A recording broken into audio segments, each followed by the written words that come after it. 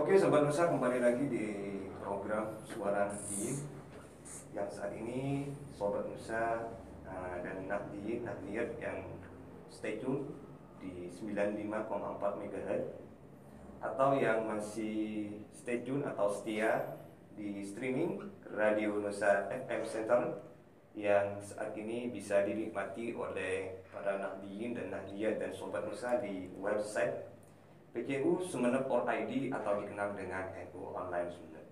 Oke Sobat Nusa, jika nanti ingin bertanya-tanya atau ingin mempertanyakan hal-hal yang sekiranya kurang dipahami oleh Sobat Nusa yang saat ini stay tune di layar kacanya di HP-nya, bisa menghubungi call center kami 0852 3301 9249. Kami ulangi lagi 0852 3301 9249, atau Sobat Nusa bisa bertanya langsung via WhatsApp. Oke Sobat Nusa, mengawali bincang hangat di pagi menjelang siang kali ini, Firdaus akan memberikan deskripsi singkat kilas biografi Al-Ghazali. Nama lengkapnya adalah Abu Hamid Ibnu Muhammad Ibnu Ahmad Al-Ghazali, lahir pada tahun 450 Hijriah, bertepatan dengan 1057 Miladiyah di Tus, atau dikenal sebuah kota kecil di Provinsi Khurasan, Republik Iran, yang ketika itu Sobat Nusa merupakan pusat ilmu pengetahuan di dunia Islam. Beliau atau Al-Ghazali seorang pemikir Islam sepanjang sejarah Islam, juga seorang teolog, filosof, dan tokoh sufi termasyhur yang mampu meramu beragam ilmu pengetahuan menjadi satu kesatuan, yang salah satunya tertuang dalam mahakaryanya kitab Ihya Ulumuddin dan Maqasid Al-Falasifah dan Tahafud Al-Falasifah Al-Muqtis min al-dalal, dan masih banyak lagi Sobat Nusa kitab-kitabnya beliau yang tidak bisa kami sebutkan satu persatu, yang nantinya akan dikupas setajam silet oleh narasumber kita Bapak Mahmudi. Jadi latar belakang beliau di dalam biografisnya yang kami temukan Sobat Nusa, dimulai dengan belajar Al-Quran pada sang ayah, kemudian belajar kepada Ahmad bin Muhammad Al-Razikani, seorang sufi besar. Setelah menamatkannya atau tamat di Tus, beliau melanjutkan ke Naisapur. Di sana ia belajar ilmu kalam, ilmu tauhid, ilmu fikih, logika, filsafat, dan tasawuf kepada Al-Imam Al-Haramain Al-Juwaini.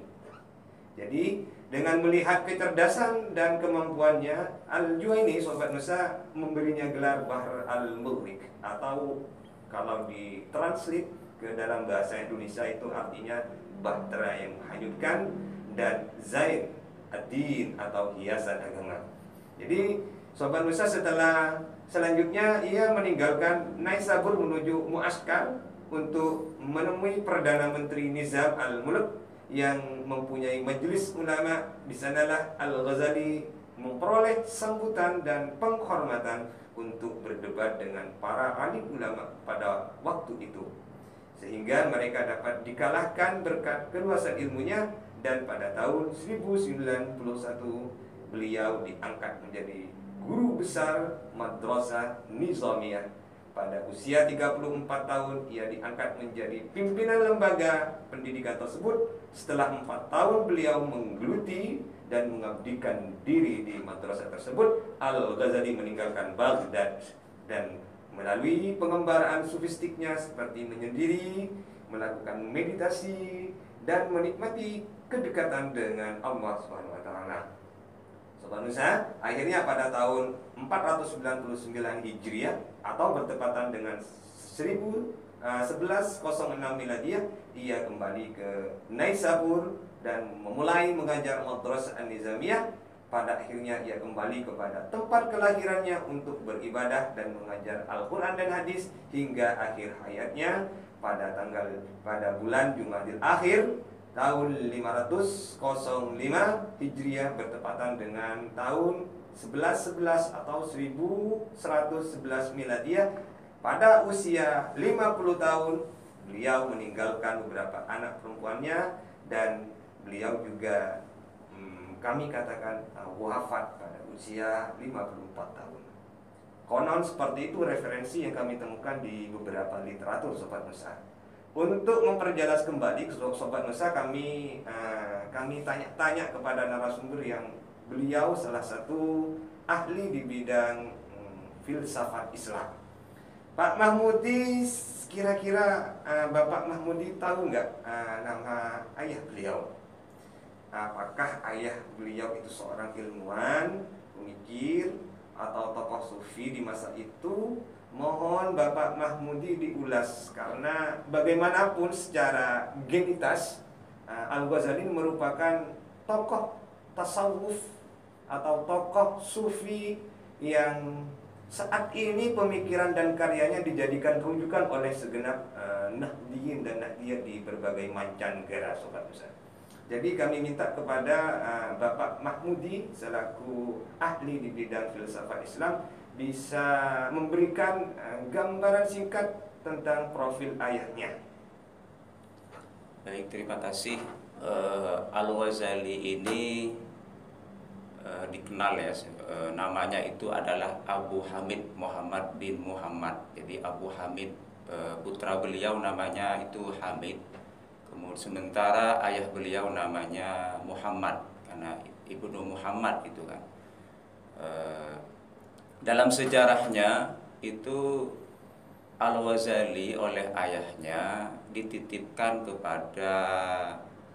kepada salah satu guru temannya ayahnya itu untuk diajari. Mengapa? Karena ayahnya itu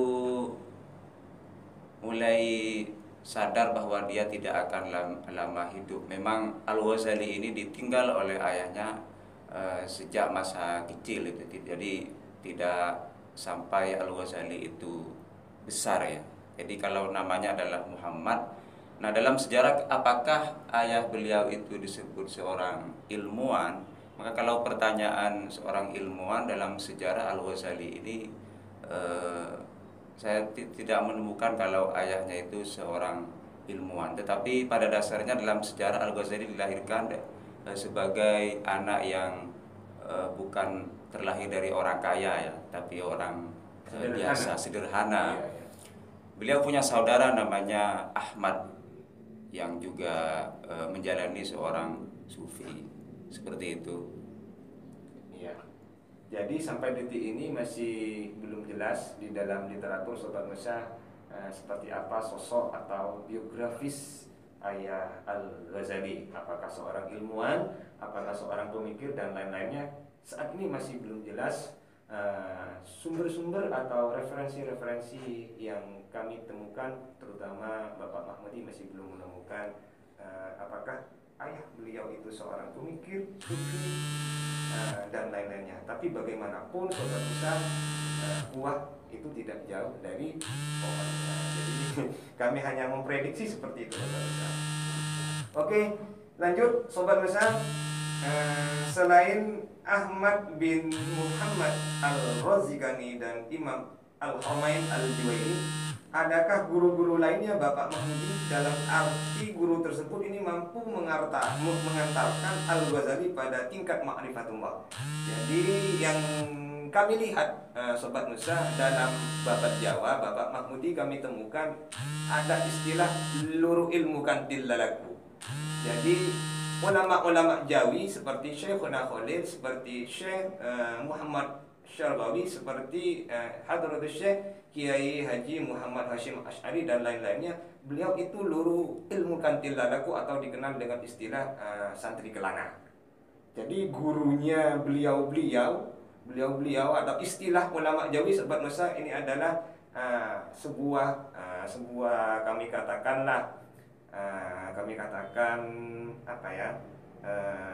kode alam atau sebutan yang diberikan oleh orang Arab kepada ulama-ulama kita, ulama-ulama Asia yang belajar ke Hijaz pada waktu itu. Salah satunya ada negara Indonesia, terus ada Thailand, terus ada Brunei Darussalam, dan ada Malaysia. itu ulama cewek, Sobat Nusa. Jadi Bapak Mahmudi, apakah selain tokoh ini atau dua tokoh ini, apakah Al-Ghazali juga memiliki guru yang sanaknya itu jelas seperti halnya ulama-ulama kita, terutama yang ada di Nahdlatul Ulama? Jika ada, mohon Bapak Mahmudi jelaskan siapakah beliau-beliau agar sanaknya itu jelas dan Sobat Nusa bisa mengetahui. Baik, Al-Ghazali ini dalam perjalanan pencarian atau karir intelektual, ya, perjalanan mencari ilmu, memang diajari langsung oleh imam besar yaitu Al-Juwaini. Dan pada masa itu ilmu kalam tentunya lagi ilmu kalam pada waktu itu menguasai. Dan memang ada pada masa itu, ya, pada masa itu Al-Juwaini merupakan guru besar di Baghdad, di Nizamiyah itu. Secara tidak langsung Al-Ghazali berguru kepada Juwaini dalam ilmu kalam dan merasa puas. Dan memang Al-Juwaini pada waktu itu sudah punya firasat atau feeling, ya, bahwa sosok Al-Ghazali ini, Abu Hamid ini merupakan calon intelektual yang akan memberikan kontribusi besar secara intelektual di dunia Islam. Karena pada waktu itu Al-Ghazali bisa nampak kecerdasannya, ya, di samping teman-temannya itu pada waktu itu, sehingga Al-Juwaini sudah punya firasat. Nah, pada waktu itu Al-Ghazali di samping sudah menguasai beberapa ilmu syariah itu, ya. Di antara ilmu syariah ini kan ilmu fikih, kemudian ilmu-ilmu yang pada aspek zahiri atau eksoterik. Kemudian Al-Ghazali berlanjut pada ilmu kalam. Nah, di sini dia belajar tentang teologi Asy'ariyah, Mu'tazilah, kemudian pengaruh-pengaruh dari ulama-ulama ilmu kalam, dan sampai menguasai dari sosok Al-Juwaini ini. Kemudian kalau pertanyaan apakah Al-Ghazali punya guru lain selain Al-Juwaini itu, ya, yang menyampaikan sampai pada ma'rifatullah. Nah, ini Al-Ghazali tidak menemukan pada sosok Al-Juwaini untuk mencapai ma'rifatullah. Maka dari itu Al-Ghazali mulai belajar secara otodidak ilmu-ilmu filsafat yang berasal dari Yunani pada tahun 300 atau 400 sebelum Masehi, diantaranya pemikiran dari Plato dan Aristoteles, yang itu sudah dirangkum sebetulnya oleh Al-Farabi dengan karyanya Ar-Ru'yu Bainal Hakimain. Dan disitulah Al-Ghazali membaca, kemudian secara otodidak filsafat itu sampai ia kuasai filsafat itu. Tetapi perjalanan intelektual Al-Ghazali mulai yang eksoterik, dohiri, kemudian juga sampai kepada filsafat. Dia mengarang buku Maqasidul Falasifah. Al-Ghazali merasa tidak puas. Lalu bagaimana ia bisa mencapai ma'rifatullah? Disitulah Al-Ghazali berusaha mendalami ilmu tasawuf.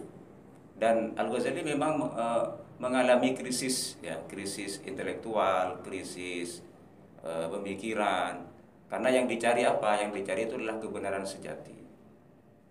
Maka kalau guru tasawuf itu dalam literatur Al-Ghazali dipengaruhi oleh Al-Muhasibi. Abu Harith Al-Muhasibi ini tokoh sufi yang melahirkan new paradigm atau paradigma baru dalam pengembangan ilmu pengetahuan di dunia Islam. Awalnya kan dunia Islam dipengaruhi oleh ilmu kalam, para mutakallimin, kemudian ahli fikih, mutafaqih. Lalu di tangan Al-Muhasibi ini muncul ilmu baru yaitu tasawuf. Nah, dengan membaca Muhasibi, Al-Ghazali itu semakin tertarik lagi untuk mendalami tasawuf. Di samping Al-Muhasibi juga ada Al-Qushairi sebelum Al-Ghazali. Dan Al-Ghazali juga membaca atau dipengaruhi tokoh Al-Hallaj, kemudian Abu Yazid Al-Bustami. Selain dua tokoh itu juga ada Junaid Al-Baghdadi itu sebelum Al-Ghazali. Dan tokoh-tokoh sufi itu membuat Al-Ghazali merasa nyaman itu untuk mendalami kembali ilmu pengetahuan. Mungkin itu. Iya, iya. Berarti prediksi yang sudah dipandang, kami katakan ya, gimana ya Pak Mahmudi, kami katakan metafisik lah, kami katakan masuk ke ranah metafisik, karena Al-Juwaini, kata Bapak Mahmudi barusan, bisa melihat secara mungkin yang buatan lama-lama. Eko Cak Tedung, Eko Cak Sadar, saya kurang tahu juga. Kami hanya mendefinisikan seperti itu. Ya, beliau juga kami katakan Al-Juwaini sama makomnya juga sama dengan Al-Ghazali, yang bisa memprediksi dan melihat bahwa Al-Ghazali Sobat Nusa kelak jika sudah dewasa akan sama makomnya atau derajatnya dengan Al-Juwaini. Seperti itu Sobat Nusa. Dan apakah ini Pak Mahmudi yang melatar belakangi beliau itu memberikan gelar seperti gelar bahtera yang menghanyutkan atau gelar hiasan agama? Apakah ini Pak Mahmudi? Iya, memang orang yang punya kecerdasan yang lebih itu memang sudah ada tanda-tanda sejak awal itu ya. Dan itu mudah ditangkap oleh guru besar di Nizamiyah pada waktu itu, Al-Juwaini, bahwa Al-Ghazali ini merupakan calon ilmuwan karena beliau merupakan murid yang cerdas, bahkan sampai hafal pelajaran materi semuanya itu. Jadi dengan menak itu tidak saya kira ya, tidak memakai batin, tetapi secara jelas sudah nampak. Sama seperti pendiri NU Kiai Hasyim Asy'ari juga ketika melihat murid-muridnya siapa yang akan cemerlang suatu saat itu pasti tahu. Iya. Iya. Mau tanya Pak Mahmudi ini, kira-kira umur berapa Al-Ghazali itu dilihat atau diprediksi oleh Al-Juwaini sebagai tokoh sufi yang termasyhur kelak ketika pada tahun sebelumnya? Mengingat di dalam biografisnya Ibnu Sina atau Avicenna, Ibnu Sina itu dalam literatur yang kami temukan, kalau memang salah mohon maaf Pak Mahmudi, mohon ditegur, karena yang kami lihat itu umur 18 tahun Avicenna itu sudah dinyatakan seorang filsuf. Dan apakah panjenengan ini menemukan data kira-kira umur berapa Al-Ghazali ini diprediksi oleh Al-Juwaini? Pada waktu itu Al-Ghazali yang belajar memang pada umur belasan ya. Karena setelah itu Al-Ghazali itu kalau dalam literatur ketika dia punya krisis intelektual, krisis akademik dalam dirinya, itu umur 30-an ya. Umur 30-an dia menjadi terpilih rektor pada umur 34 atau 35. Dan setelah itu baru beliau uzlah. Iya. Uzlah kalau dalam literatur 11 tahun, 10 tahun, 11 tahun uzlahnya itu, baru kemudian setelah itu dalam uzlahnya menulis kitab yang sangat fenomenal yang banyak mempengaruhi pesantren Nusantara, itu Ihya Ulumuddin. Nah, kalau di awal-awal di Naisapur itu ya umur belasan itu Al-Ghazali. Umur belasan masih belia. Adakah data yang panjenengan temukan mungkin tempat uzlah beliau itu di mana? Seperti halnya Kanjeng Nabi Muhammad SAW, uzlahnya pertama kali itu di Gua Hira seperti itu. Apakah ada data Pak Mahmudi tentang tempat uzlahnya Al-Ghazali dari masa ke masa? Karena perjalanannya beliau kata panjenengan 11 tahun. Iya, itu fase-fase ya. Jadi Al-Ghazali ada fase Naisapur di mana beliau belajar, kemudian ada fase Baghdad. Nah, ini ada fase pasca Baghdad. Jadi Al-Ghazali waktu uzlah itu ya fase pasca Baghdad. Di mana tempatnya? Kalau dalam sejarah itu di Damaskus ya, di kota Damaskus. Konon di salah satu menara beliau itu, dan salah satu menara dan di tempat yang sepi, kemudian tidak diganggu oleh orang lain, dan memang beliau ingin menyendiri karena ingin menemukan sesuatu yang inti di dalam hidup atau yang esensial ya, hakikat, tidak ditipu oleh pernak-pernik kehidupan yang lain. Sebelum uzlah kan Al-Ghazali sudah, kalau dari karir akademik ia sudah menjabat sebagai rektor di di Madrasah Nizamiyah kalau secara karir akademik, dan juga banyak fasilitas dari negara tentunya, berarti beliau bukan dari kalangan miskin, jadi termasuk orang yang berada pada waktu itu. Tetapi hal itu tidak membuat beliau nyaman, maka dilakukan uzlah, ya tempatnya itu ya di Damaskus. Baru setelah itu, setelah belasan tahun, beliau kembali lagi ke daerah asalnya, yaitu di Tus. Dan memang Al-Ghazali meninggal di daerah asalnya di Tus. Perlu diketahui bahwa Ihya Ulumuddin itu ditulis oleh Al-Ghazali setelah beliau uzlah. Pada waktu uzlah ditulis, iya. Sebelum uzlah, beliau kan mendalami filsafat, melahirkan buku yaitu Maqasidul Falasifah, maksud para filsuf. Dan 1 tahun berikutnya, kurang lebih kalau di Masehi 1194 atau 1195, jadi abad 12 tuh ya, abad 12 Masehi itu, Al-Ghazali melanjutkan dengan mengkritik buku sebelumnya. Kitab sebelumnya kan Maqasidul Falasifah, kemudian dikritik menjadi Tahafudul Falasifah. Itu krisis akademik yang dialami oleh Al-Ghazali. Dia tidak puas dengan filsafat. Ya kan, sumber pengetahuan itu kan meliputi apa? Ada indrawi hissiyah, kemudian ada akal, kemudian di samping akal juga ada hati. Maka Al-Ghazali ini lebih cenderung di hati itu, di intuisi, atau istilah Syed Nasr itu intellectual intuition, intuisi intelektual yang bersumber dari hati. Hati itu sebetulnya pusat, dia eksis, bukan kalau yang lain tuh rim, ya kan, ada eksis, ada rim. Eksis itu pusat. Kebanyakan orang menganggap kan apa yang dilihat itu adalah pusat, padahal bukan sebetulnya. Nah, Al-Ghazali masuk ke itu ranah-ranah yang di dalam, atau dalam Islam itu esoterik, al-batin, min ilmil batin wa ilmil mukasyafah. Berarti center utamanya dalam pemikirannya Al-Ghazali itu adalah hati. Berarti berarti konsep. Tetapi bukan lantas meniadakan akal, ya kan? Iya. Tidak mau semuanya itu jadikan sumber, tapi bukan yang utama. Akal, indera itu bukan yang utama kalau kita lihat filsafat ilmunya Al-Ghazali tentunya ya. Memfilsafati ilmu sumbernya secara epistemologis. Itu seperti itu. Iya. Iya, Pak Mahmudi, ya terakhir ini dari kami, selain maqasid, selain tahafud al-falasifah dan lain-lainnya, ada berapa karya beliau?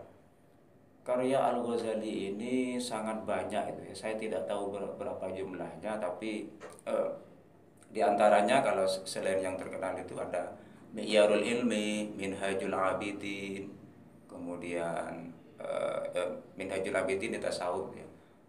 Mi'yarul Ilmi, ada Mishkatul Anwar. Ini kalau dibaca Mishkatul Anwar ini terkesan lebih berat ketimbang Ihya Ulumuddin. Mishkatul Anwar ini Al-Ghazali diinspirasi dari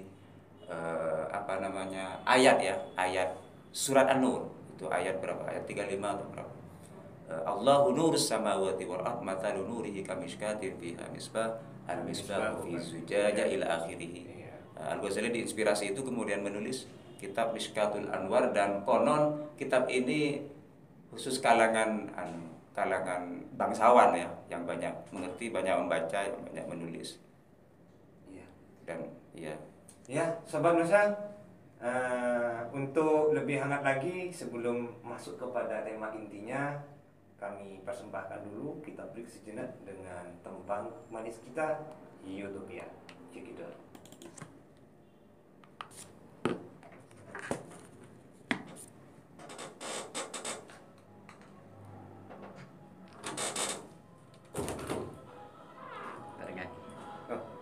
Sudah bisa.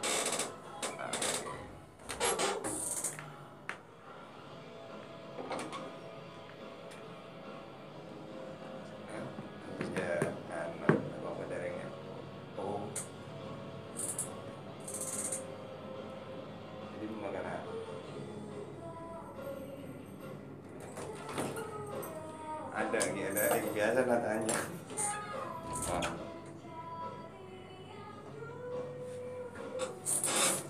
Ini pak direkam nih. Nih, Paten